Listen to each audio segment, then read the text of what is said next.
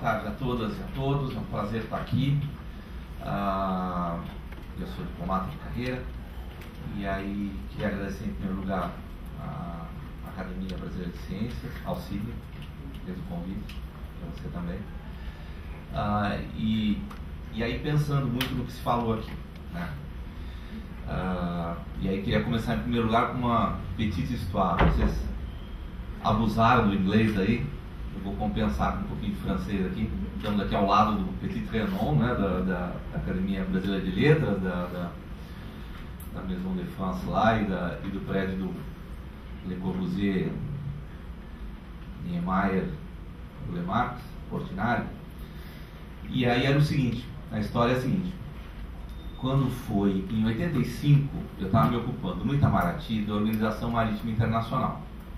Era o terceiro secretário, tinha um ano que tinha saído do Rio Branco. Nós ainda estávamos, né, no início, enfim, tínhamos acabado de sair da ditadura. E aí tivemos uma reunião, porque nós temos um comitê interministerial para a Organização Marítima Internacional, e eu fiquei secretariando, a Itamaraty que faz a secretaria, e era para decidir sobre a continuação ou não da moratória sobre o depósito de desertos radioativos de baixa intensidade no fundo do mar. Muito bem. E aí chega o relatório da Agência Internacional de Energia Atômica que dizia, o professor disse, do Rio Grande, não há condições de dizer nada, porque o fundo do mar, o meio ambiente é tão delicado que nós não podemos afirmar que impacto isso terá. Muito bem. O Brasil, no primeiro momento, tinha decidido votar pelo fim da moratória, porque temos a costa que temos, o que é uma loucura, evidentemente, óbvio, né? Porque, por exemplo, a Europa toda depositava os seus dejetos na fossa da Espanha. Então, e só o Brasil tinha tido essa posição no terceiro mundo, né? Brasil e Argentina, minto. Brasil e Argentina tinham tido essa posição. E aí fizemos a reunião e disse: olha, eu acho isso uma loucura, vamos tentar. Não, porque o pessoal da Comissão de Energia Nuclear, agora vamos conversar isso direito, vamos pensar isso bem, enfim. Total, conseguimos reverter a posição brasileira. Aí fomos para Londres e chegamos em Londres. E a Inglaterra, enfim, era a tal London Dumping Convention. A Inglaterra enlouqueceu, evidentemente, os países do norte enlouqueceram. E disseram: não, era a Thatcher. Disse: nós vamos sair, mas como é que vai ser um troço que se chama London Dumping Convention? E editorial do Times, bom, vencemos. Não só vencemos, que eu acho, e aí acho que valeria a pena estudar, inclusive, lanço esse desafio para vocês, eu acho que foi a primeira. Vencemos em cima de um princípio que não existia, que era o princípio da precaução. Aliás, eu acho que nós queremos ali o princípio da precaução. Mas gostaria que vocês estudassem isso. Isso foi em 85. Dizendo, tendo em vista o relatório da Agência Internacional de Energia Atômica de que não sabemos os resultados desse depósito, não vamos fazê-lo. Lógico, é o princípio da precaução. Mas se você não sabe que dano pode trazer, não faça. E mais, revertemos o ônus da prova, dizendo: quem quer fazer tem muito mais poder do que né, os que podem sofrer os riscos. Portanto, eles que provem que não gera risco. Depois você sabe que isso foi adotado pelos juízes por causa da indústria tabagina, né? Então, para dizer que, enfim, quando a gente trabalha em rede, a gente pode muito, porque não foi o Brasil que fez isso. Foi a Argentina junto com a gente e todo o resto dos países em desenvolvimento. Estamos falando de mais de 130 países, mais de 150 países. Contra a Inglaterra da Margaret Thatcher e muitos outros, né? E o ministro do Japão, enfim, as pressões foram muito grandes, muito interessante.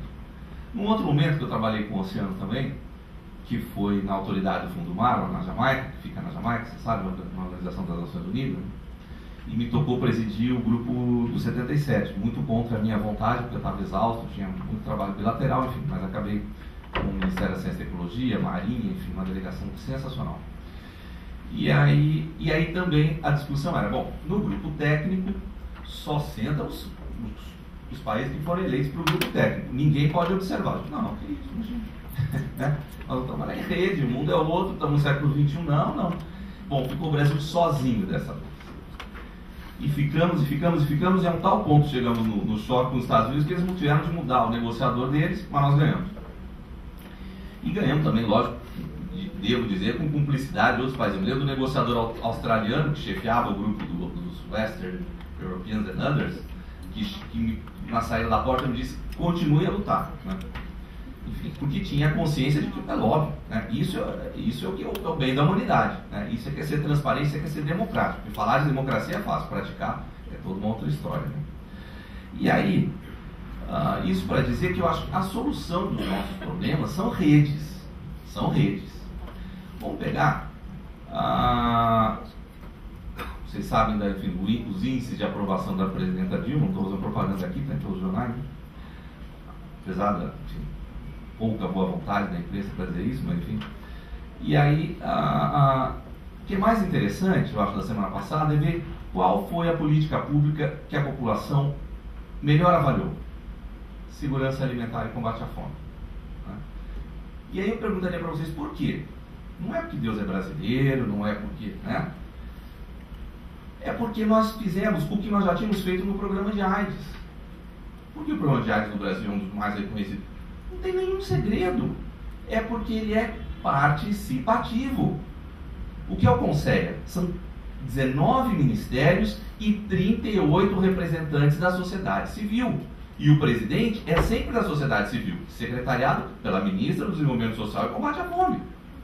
Não tem segredo, gente. Ou a gente trabalha com a natureza, em rede, ou a gente fica isolado, ou a gente é insustentável. E os nossos projetos são insustentáveis por consequência, porque a nossa forma de fazer é insustentável. É simples assim, né? E tem que ser. E esta é a cidade da Rio 92, que dizia que são 3 pilares totalmente interdependentes: o social, o econômico e o ambiental.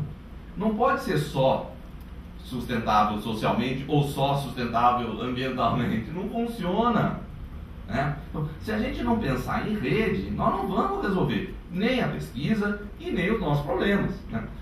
Falou-se muito, por exemplo, de um instituto. Eu acho que a institucionalidade, e vejo que me espanta, para mim, na verdade, o nível que a gente tem ainda de diálogo entre governo, comunidade científica e sociedade civil nesse campo.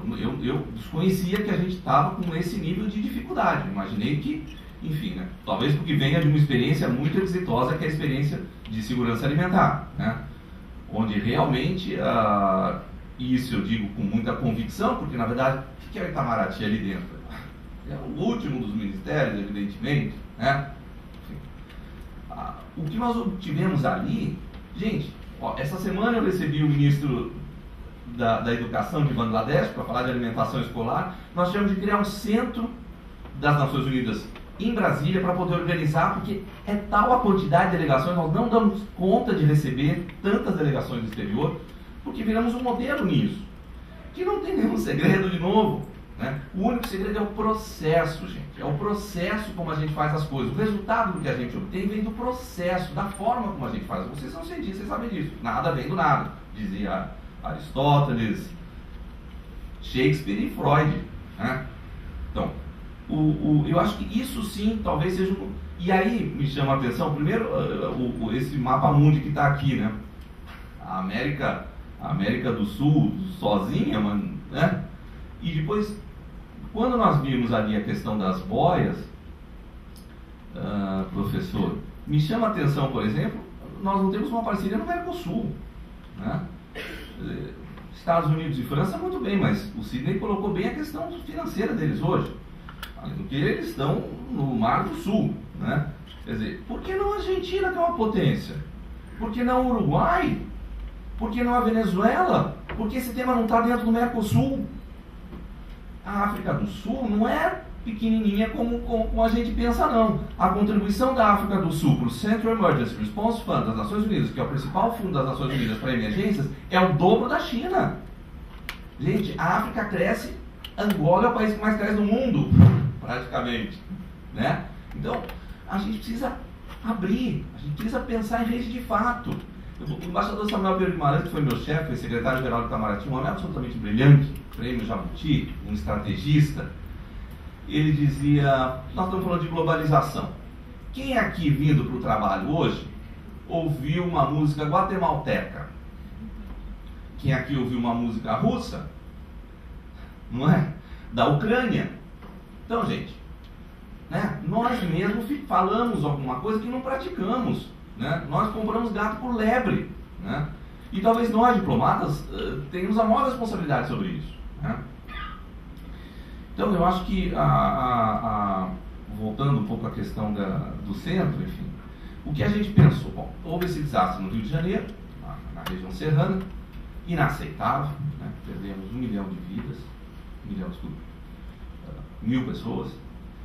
1 milhão eu penso sempre porque no Rio de Janeiro nós corremos o risco de 1 milhão. No Rio de Janeiro são 180.000 moradias em situação de risco iminente, estamos falando de 1 milhão de pessoas. Mas a partir disso tomamos uma série de medidas muito importantes, que eu julgo muito importantes. E em grande parte dadas pelo Estado do Rio de Janeiro. O projeto de proteção civil é do Glauber Braga, né? Excelente projeto, participativo, discutido com a gente. E aí, como contribuição do Itamaraty, nós o que nós podemos fazer? Trazemos para cá um centro da Estratégia Internacional de Redução de Desastres. Vocês sabem que as Nações Unidas funcionam aí, enfim, vou apelar para o inglês, em clusters, né? Que na verdade é uma organização temática. Então tem agricultura. Então, coordena a FAO, que é a Organização das Nações Unidas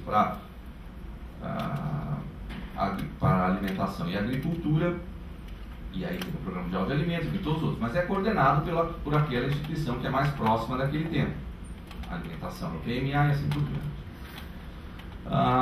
Então, enfim, e no caso de redução de desastres é a estratégia.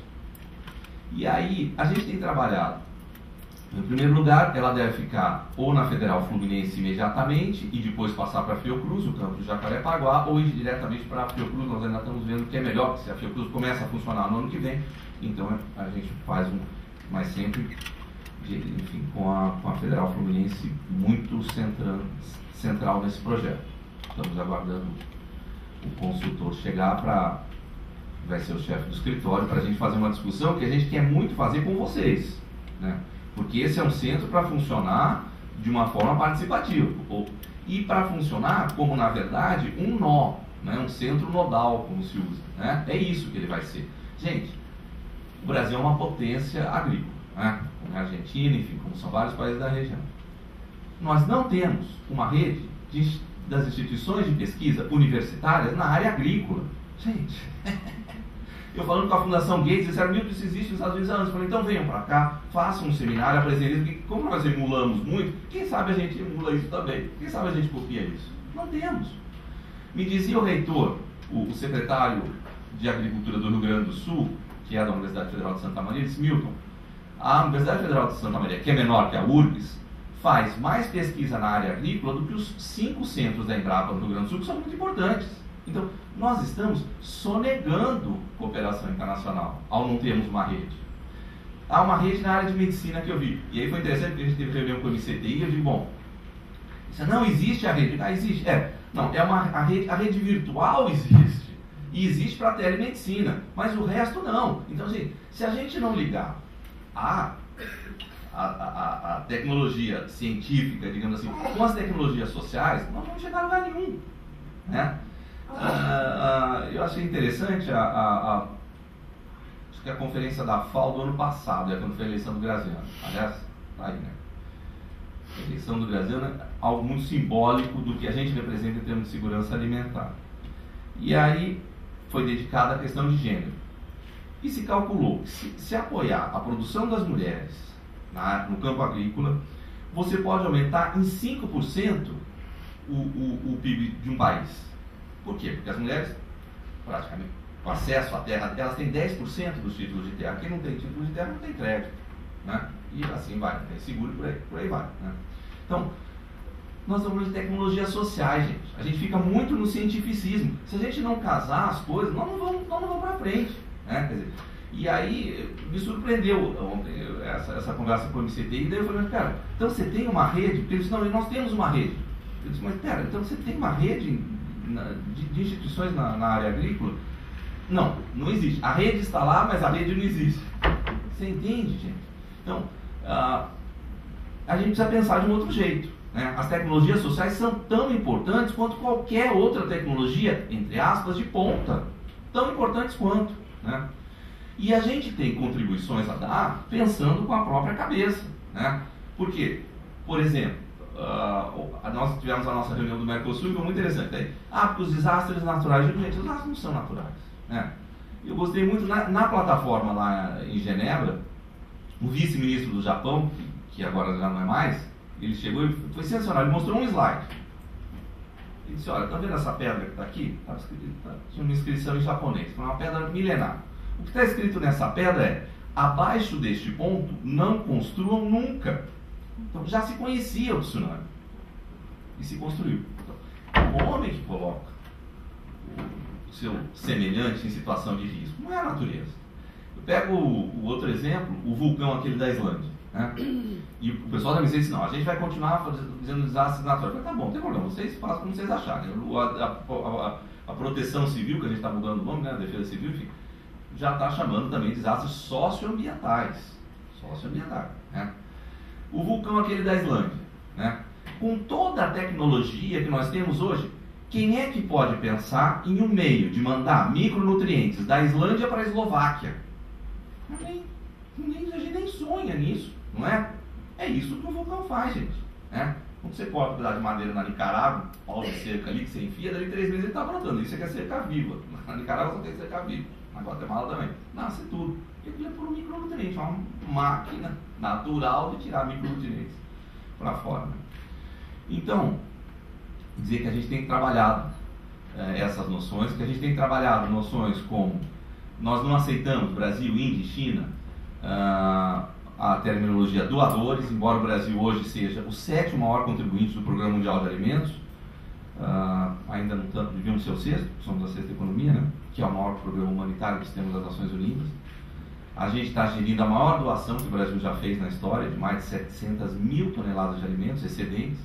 E aí, graças ao CONSEA, porque o CONSEA aprovou no artigo 6º da Constituição que o direito humano, que o direito à alimentação é um direito humano, portanto, se alguém passar fome no Sahel, no Chifre da África, na Palestina, na Coreia do Norte, é responsabilidade do governo brasileiro e do povo brasileiro, porque o direito humano ele tem que ser protegido, promovido e provido.